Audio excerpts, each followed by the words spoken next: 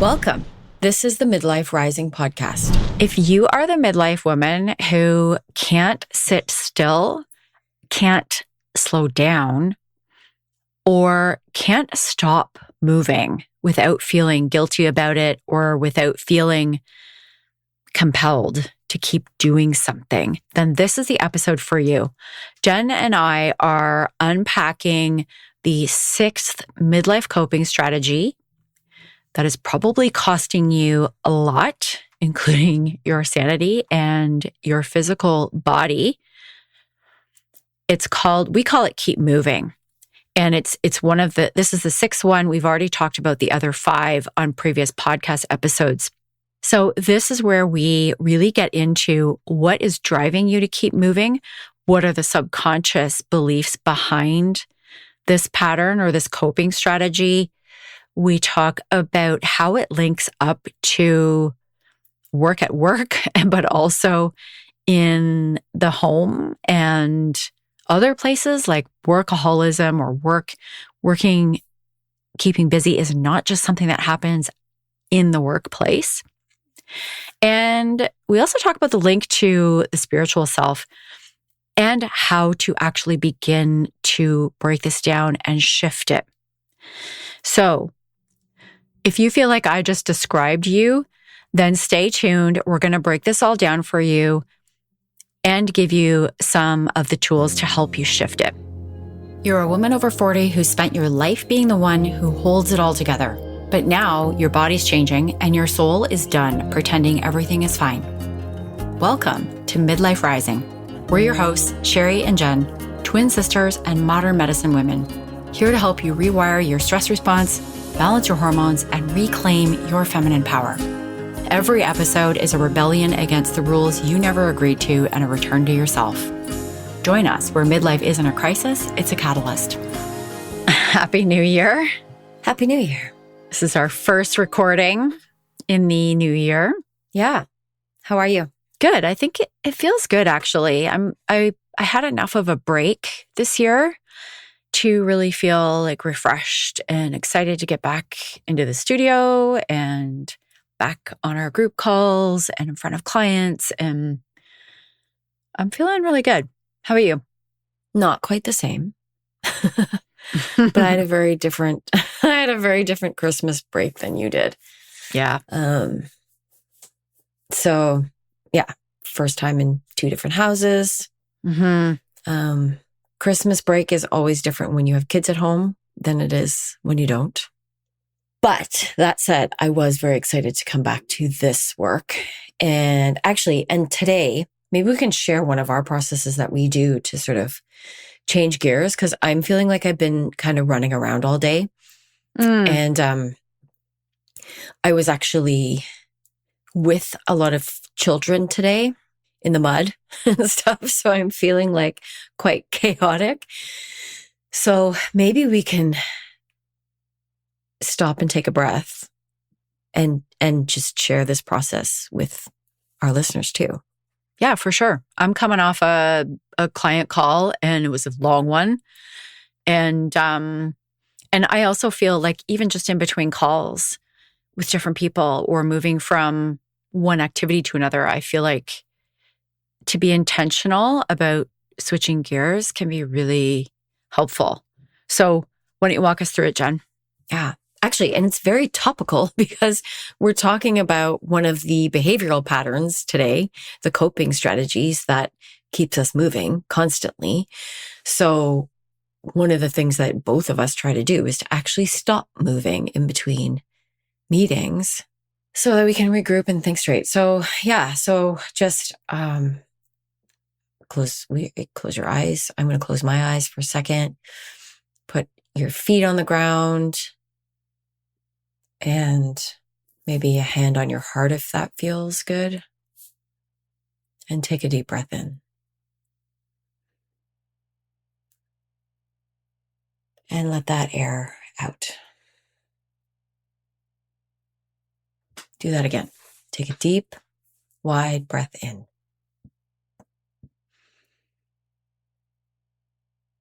And maybe you can even open your mouth and breathe that air out. And one last time. Breathing in to the very top of your lungs. So it's your biggest and widest breath yet.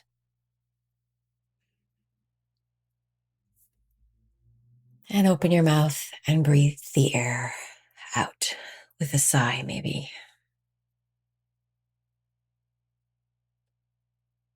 And opening your eyes when you're ready, being present to the room you're in. And I feel better already. All it takes is 3 breaths. And what, a minute? Like maybe not even a minute, 30 seconds. And it feels so much better to just be present. It's hard to come into a new meeting without thinking about the last one. Yeah, you bring all that to the new meeting. Yeah, I was still thinking about the children and all the other stuff that I've been doing all day long because it's late in the day. And not even, Jen, like not even just the, like thinking about what was happening in the last meeting, but bringing the energy of it. So imagine, you're in a meeting that was particularly frustrating, or maybe some anger, like some of those negative emotions came up, and then you're heading into a new meeting. How often do we do this? You bring the emotions, the energy of the last meeting into the next one to with people who have no idea where you're coming from.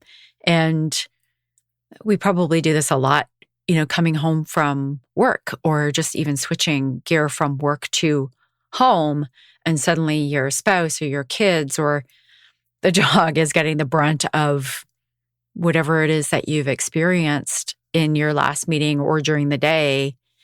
And it can be really freeing to just take that breath, become present, and intentionally come into your next, whatever it is, task, meeting, project with a clear mind and clear energy. And, how do I want to show up for this meeting? Yeah.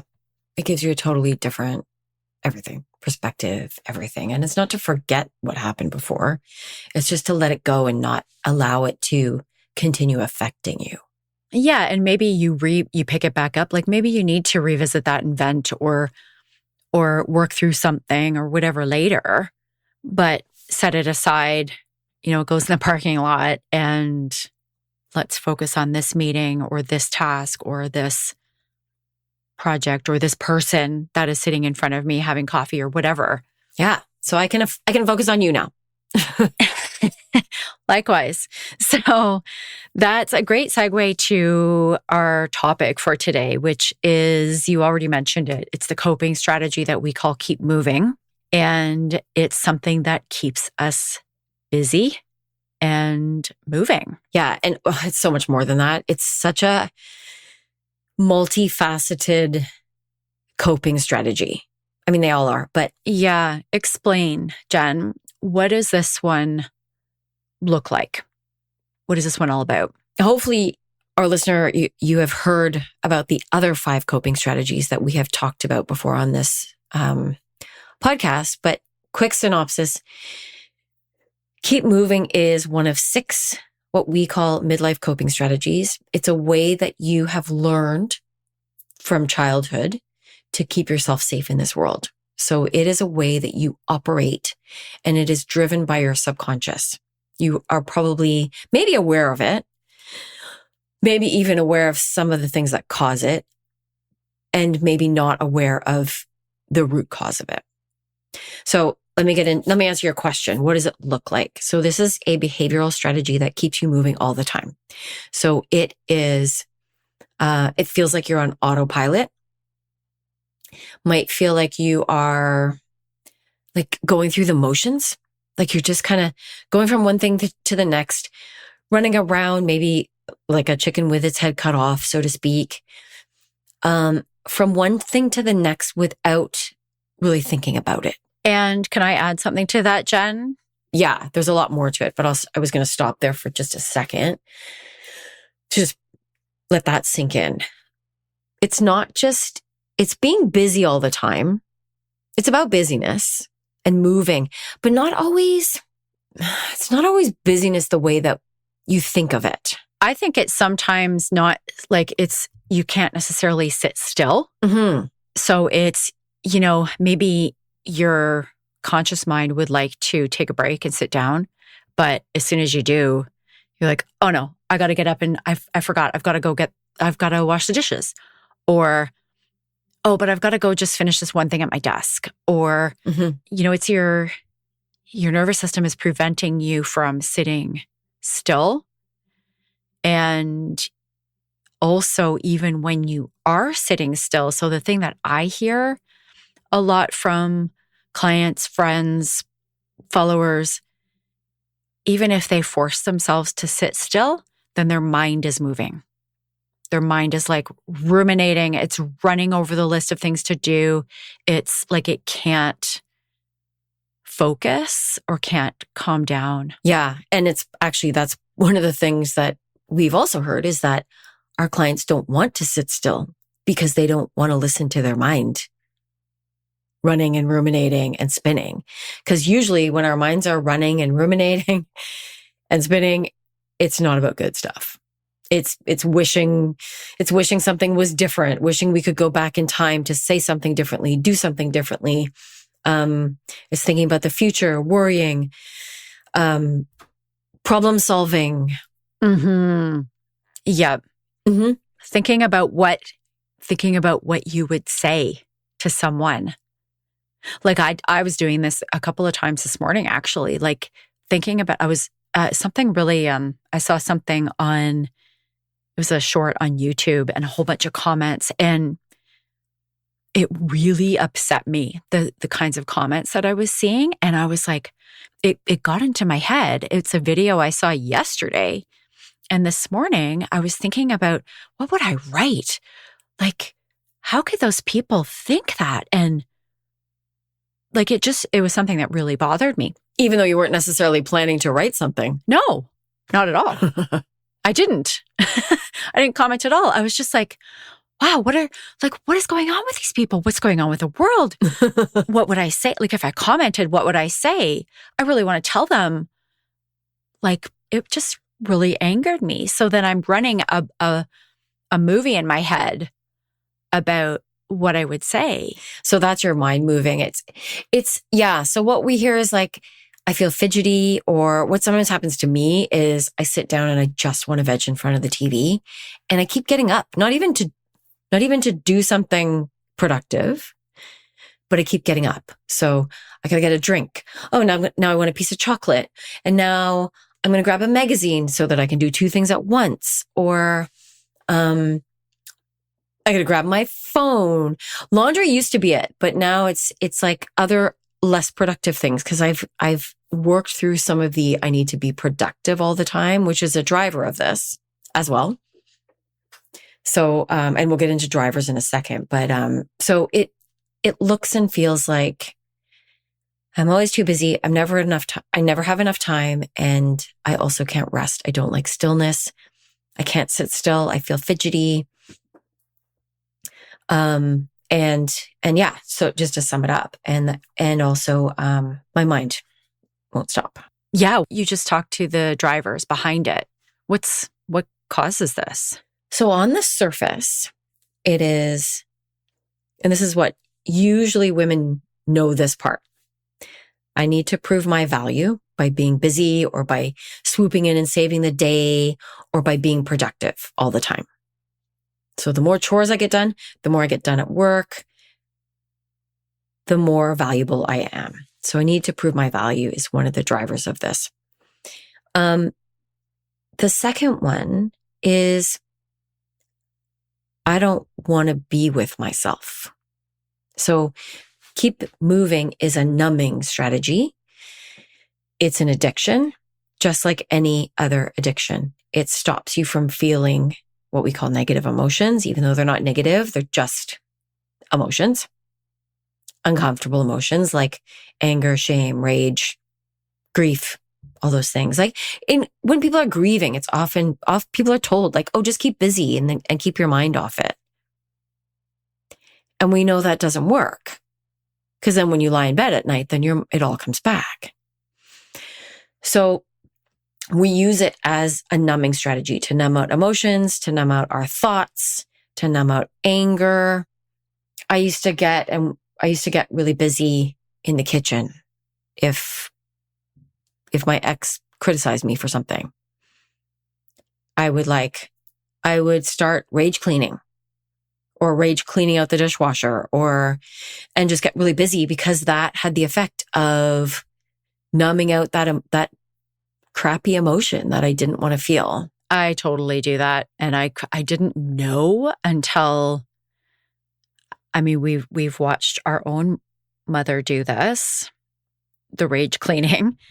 And suddenly I caught myself doing it one day, and Mike, my husband, called me on it and said, what are you angry about? I'm like, I'm not angry. Of course I was angry. And he's like, I can tell you're cleaning.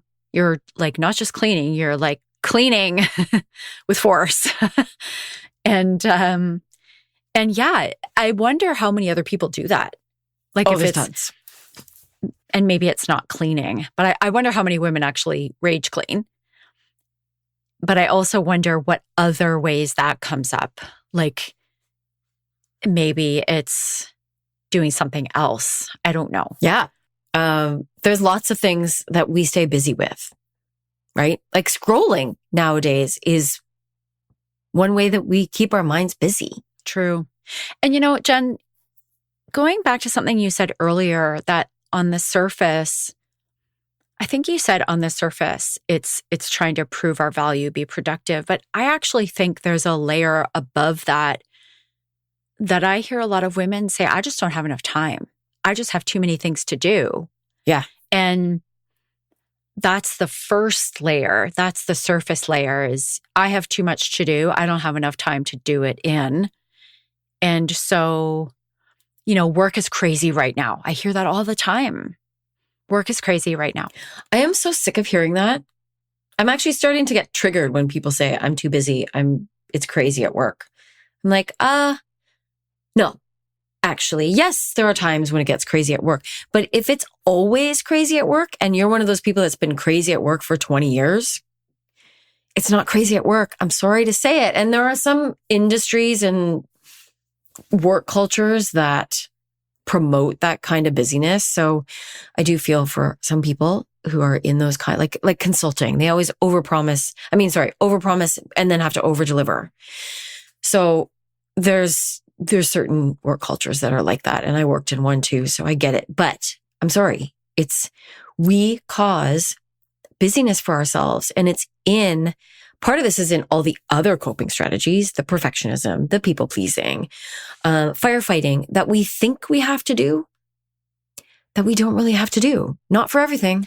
Can I tell a story about like a perfect example of this? I used to work for a company and it did get very busy. We were going through a really tough time with it, like the whole company as a whole. And I won't tell you what company it was. But what was happening was the board was trickling down demands and requests on the leadership team, which was then, sending those down and down and down. And so my team had been spinning for weeks, all summer. I was working long hours, working weekends. And I was actually really proud of myself. And I was lucky enough to have a boss who I could be really open and honest with at the time. It was the long weekend in August, and I was supposed to meet my husband for dinner on the Friday night. He was at the restaurant waiting for me. I think it was like 7:00 at night. And down came this request from the leadership. We're going to need this done with this report, we were putting together this project. We're going to need it done by Monday. Well, it was a long weekend. It was a holiday on Monday. And I don't know what got me to stop, because all summer long I had been like, okay, all right, we got to get, like, we're going to have to do this. I'm going to have to work tomorrow. Blah, blah, Yeah. blah. And I don't know whether it was the fact that my husband was sitting at the restaurant waiting for me, or something got me to stop. And I said to my boss, they're not going to look at this on Monday. These board members, it's a long weekend in the summer. They're all going to be at their cottages all weekend. They don't need this by Monday. We don't need to do, like, we've been running all summer long. Our team needs to take a break or we're going to burn out. And she looked at me and said, you're absolutely right.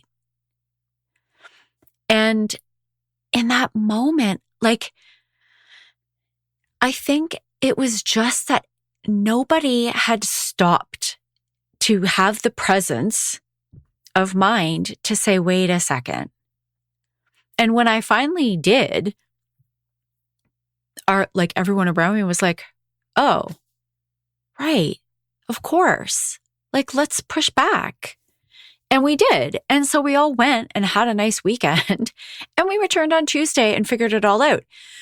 And it was such a lesson for me that, okay, first of all, I can voice what is going on in my mind to my boss. And if she pushes back, then she pushes back. But in that moment, I was burning out. And sometimes it just takes some presence to look around you. Like, we're just moving forward all the time. It's keep moving, right? Moving forward. Get this done. Get that done. Like, we are on autopilot. Yeah. And we don't necessarily stop and have that presence to go, wait a sec, this is ridiculous. And I can't keep moving like this. Yeah.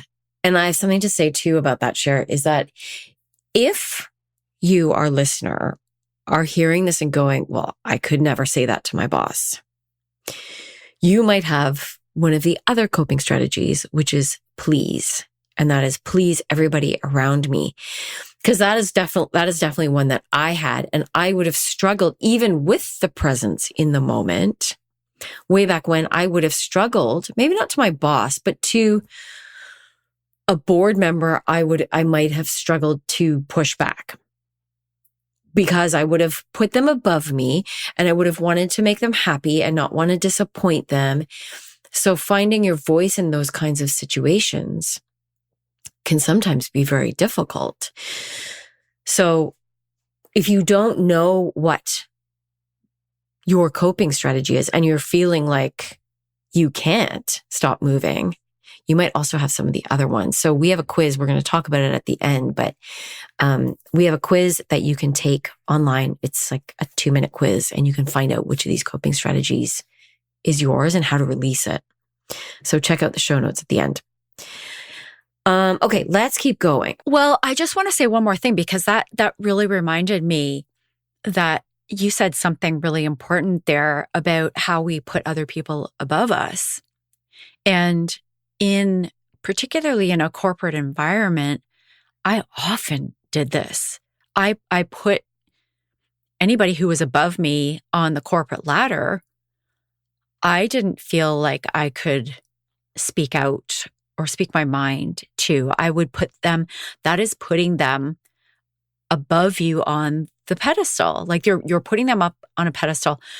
You're putting their needs above your own. And I think when I went through that pivotal moment for me was when I was just starting to, I guess I was just starting to do this work on myself. I think I had just turned 40, and I was really starting to do that worthy work. Because what that says is that your worth is less than theirs.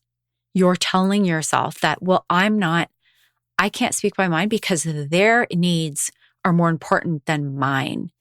And that is your self-worth that you are quashing. Yeah. And like you said to me earlier as well, Cher, when you are stuck in this keep moving pattern and you don't allow yourself to feel those feelings, you are also telling yourself that you're not worthy. Because you're telling yourself that your feelings aren't valid. And that is basically telling you that you're not worth feeling those feelings. So you end up in this kind of, this keep moving strategy is very much a vicious cycle. You keep moving to prove your value or to numb out emotions, and part of the reason you're trying to prove your value with external things is because you don't feel worthy in the first place. And then you tell yourself to keep moving and my needs don't matter. Everybody else's needs matter and mine don't. And I don't need self-care and I can just keep pushing through. And that tells your soul that you're even more not worthy. So it's just going to plummet eventually if you keep on this path. Yeah. And I think we need to distinguish between confidence and self-worth, because I know when I've talked about self-worth in this way on my other podcast, I've received messages from listeners, like honest messages about how that they found that very activating because they felt like they were successful, confident, and those are very different things. You can be all the people that we work with are confident and successful. I came across that way too when I was in corporate. I've had people tell me that. I was always put together, was always organized. I always knew my stuff. So it's a very good point because people can find that kind of triggering. And people actually, when I talk about it, my own experiences with it, people used to say to me, well, what are you talking about? You're confident. You have a great job. You have this, that. And I'd be like, yeah, but there's this self-doubt and negative talk and self-criticism that's always running in the background. Even though I was confident, and I was confident in my job. I knew that I was perfectly capable. I knew I was efficient. And this isn't even just about work. This is at home too. I need to be a good wife. I need to be a good mom. It stems from all these places that eventually at the root of it are self-worth or a lack of it in some area. Yeah, I'm not even sure where to go from here with that because I think this deserves a whole podcast of its own, this whole topic of self-worth, but it's really at the root of everything we keep talking about. It's at the root of every one of these midlife coping strategies is, the drive to be productive is my productivity. The more productive I am, the more worthy I am. The perfectionism, that is also like the more perfect I come across, if I'm like perfect, then I will be more valuable. So it crops up in every single one of them. So I think we need to talk more about it, but let's move on with our keep moving. We've talked about what it is, the signs that you keep moving. We've talked about the drivers of it. I want to talk a little bit more, Jen, about the addictive part of it. You said earlier that it is an addiction, just like any other addiction. And I think people probably, we do call it workaholism. He's a workaholic. We say that, I don't know, without really thinking about how addictive busyness is. And it can be not just at work, as you said, you can be a workaholic at home too. I know. I love talking about this because I was also in the dark about it a few years ago. I always used to think that when we called someone a workaholic, that they actually liked working. And the other misconception I had was that it also was confined to your job, whether that be your own business or work or whatever. And then third misconception was that it was also sort of synonymous with, a certain number of hours that you worked, like 12, 18-hour days or whatever that was. And it's none of those things. Workaholics don't necessarily like work. They just can't stop. It's not confined to work per se. Because for me, I never worked that long of hours because I always ran out of cognitive energy. Actually, I'm lying. There was one company and for about a year and a half that I worked crazy, ridiculous hours. But generally, even when I worked for Nestle, it was like kind of a 9-10 hour day, which most people wouldn't consider workaholism. Now, I do not. I don't think anybody should work 10-hour days or even 8-hour days for that matter. But what would happen is I would come home. If I worked an 8-hour day, for example, I would come home and I'd do a bunch of stuff because I didn't feel like the 8-hour day was enough to earn me rest. So I'd come home and I'd do a bunch of chores, even things that didn't necessarily have to be done. And then only after that I could rest. So it was like my whole work, if you considered all of it together, was a long day. Yep. I was doing the same thing.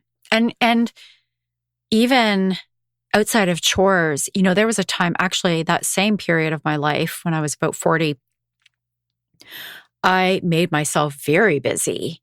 And the emotions that I was trying to cover up, I was trying to have kids.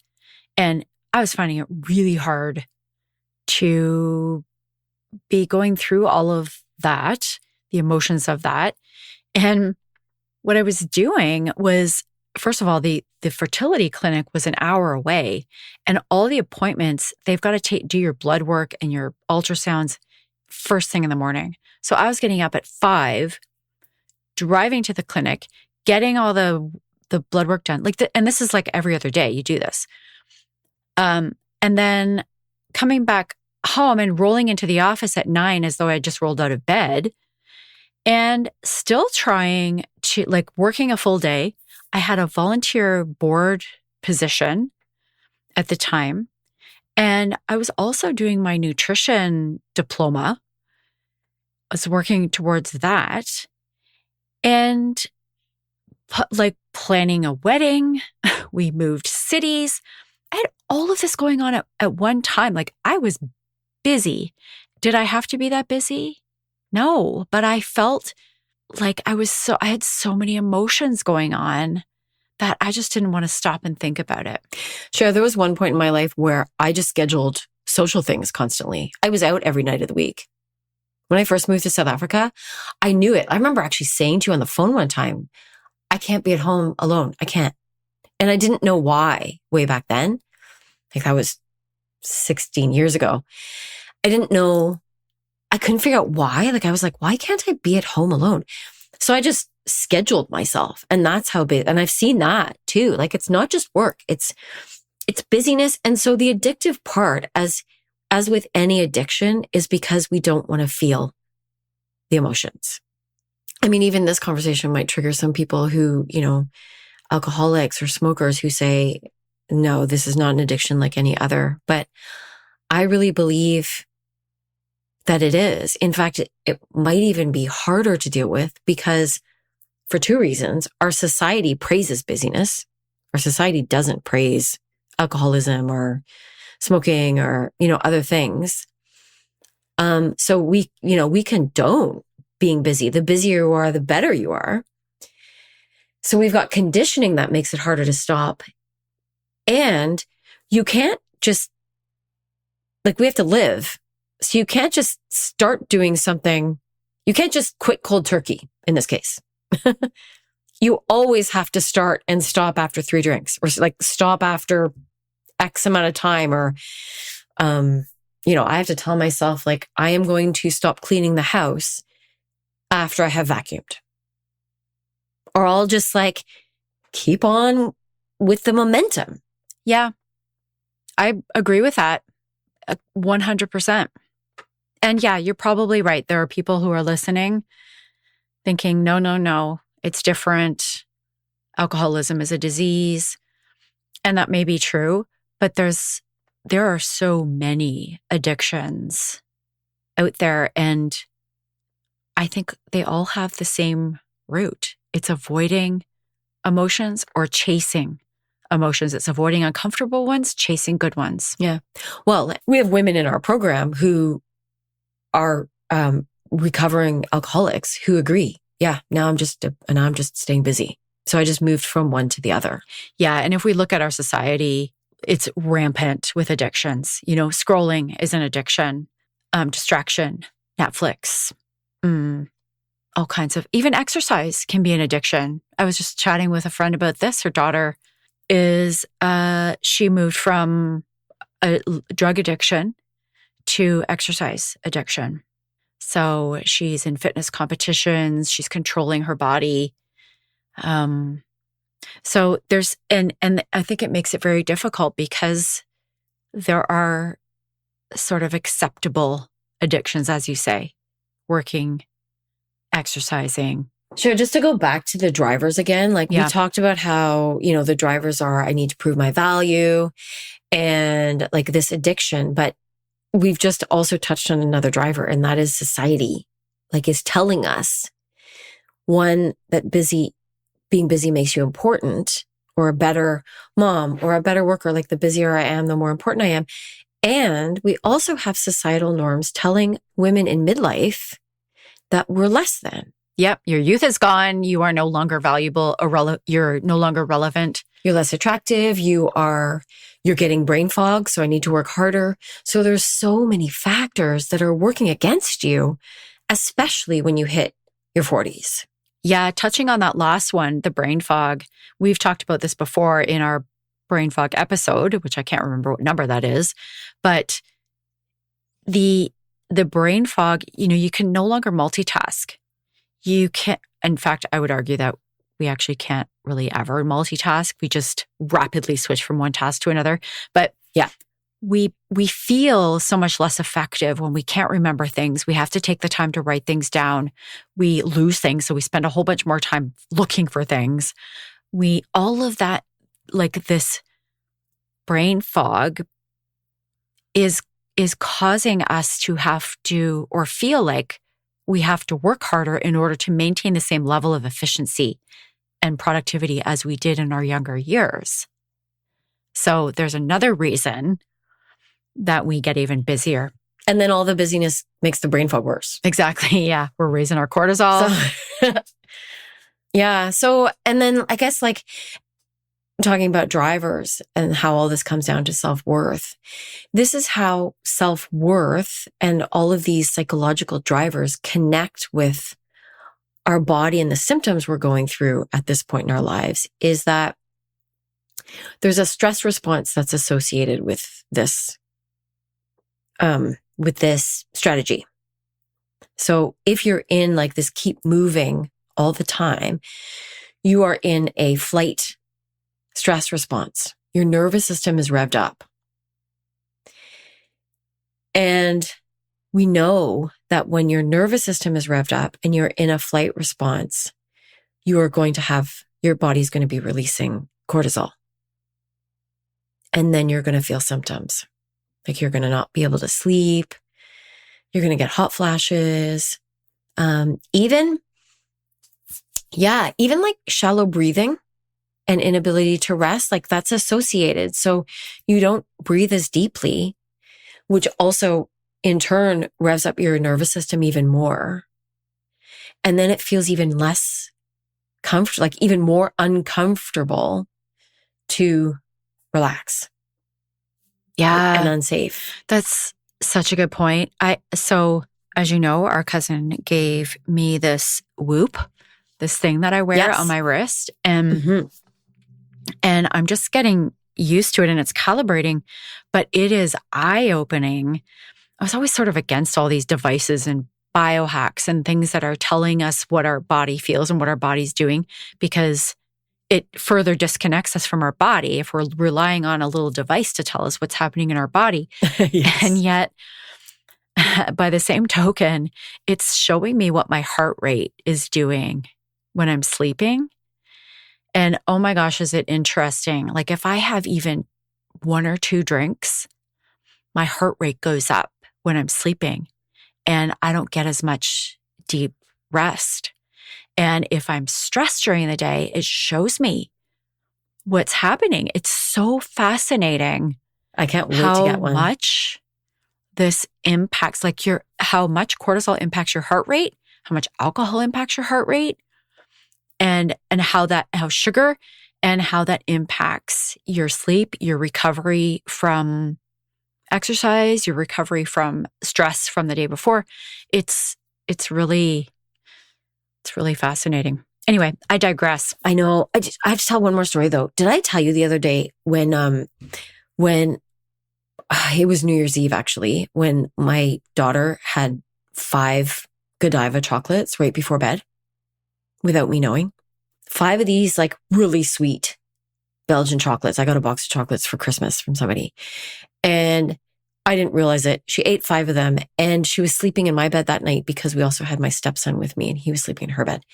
She was tossing and turning for 5 hours until 1 o'clock in the morning. And then she finally settled. Like she was asleep. She was keeping me up because she kept kicking me and rolling over on top of me and stuff. She's only 7. So,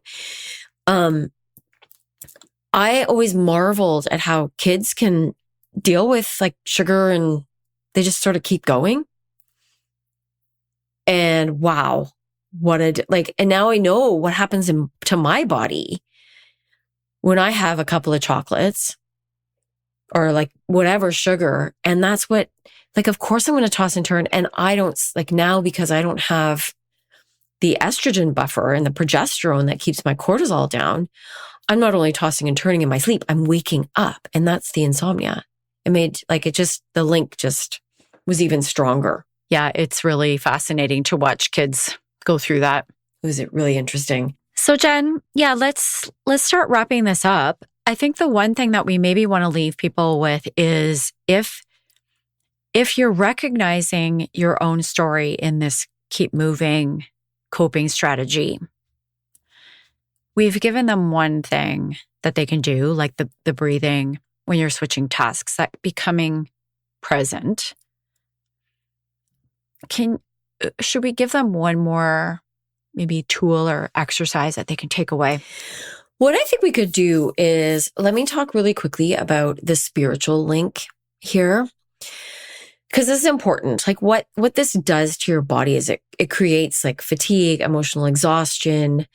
And that is telling you that this is no longer aligned with your soul. You are disconnecting from your body and you're disconnecting with what your soul truly wants. You're escaping. Like you're escaping life, basically. And so, and like when you brought up the Whoop, and you said how you don't like to be disconnected from your body, that's what, like maybe that's also reconnecting you because you're also seeing what's happening and that can attune you to what you're feeling in your body. Like if this thing's telling you your heart rate's raised, then you can go, oh, okay, this is what it feels like when my heart rate's up. I can pay attention to this now and become more attuned, not just to your body, but to what your soul wants. Because when you're in this keep moving mode, like we said, how linked it is with perfectionism and pleasing. So you're not aligning or attuning to what your soul wants. And you're probably not setting very good boundaries for yourself. So what we can leave our listeners with is maybe a mantra, like something like, I allow myself to rest without guilt. My emotions are valid, or it's safe. I have so many. It's safe to feel my emotions. I think that is the first step. The first step is always to notice.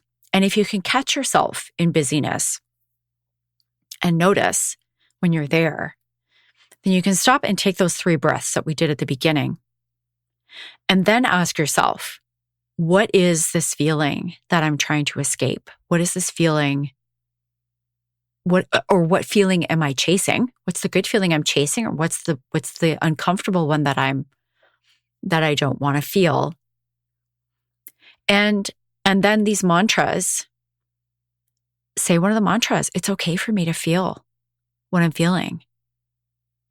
It's safe for me. Yeah, because we never want to feel it. Yeah, we push them away. Because we've been told we're not allowed to feel anger and grief, and don't feel it. Just push it away.